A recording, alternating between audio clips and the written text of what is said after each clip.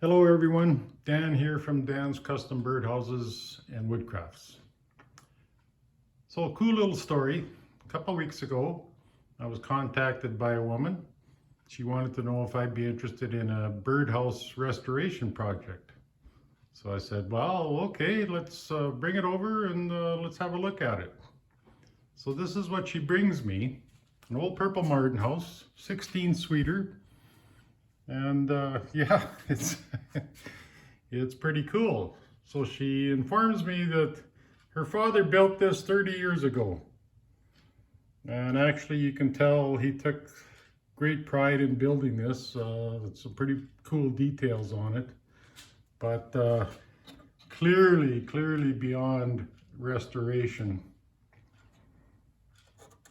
But a very nice design.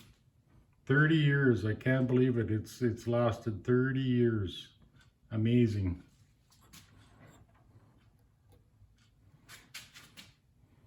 The old roof, chimney, a lot of the details have fallen off and are pretty bad shape. Apparently this has been on a pole or a stand for 30 years. Last summer we had a big wind and it blew it off the pole and basically destroyed it. So unfortunate, but it is what it is. So after I told her that, yeah, there's no way I can restore this, then she wanted to know whether I could build one and basically duplicate it. I explained to her that, okay, I could give it a whirl, but there are many things wrong with this birdhouse as far as recommendations for purple martins. For example, you know, the hole size is way too big. Obviously doesn't have the starling resistant entrances.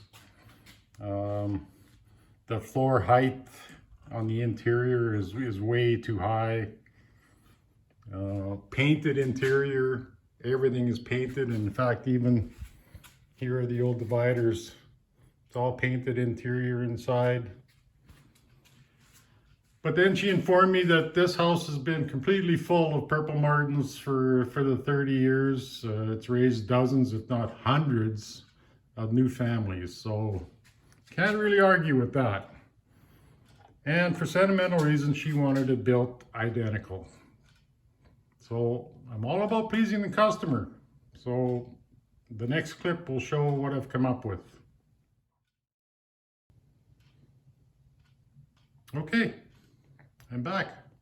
Let's fast forward about 10 days. And this is my version of the duplicated birdhouse that her father had made 30 years ago. So as you can see, the shutters I've installed. The shutters I did on my 3D printer.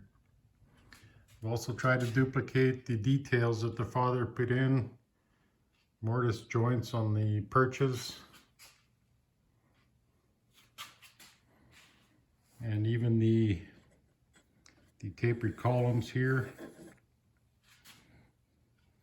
You'll notice these hinges on the bottom, which I'll explain in a bit. And the roof here, and you'll see the chimney.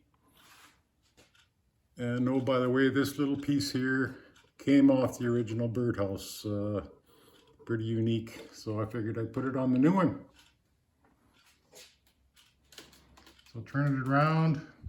As I mentioned, this was a 16 suite purple martin house, 6 on each side, and you'll see there's well, there's actually 3 on the ends here, but 2 are functional.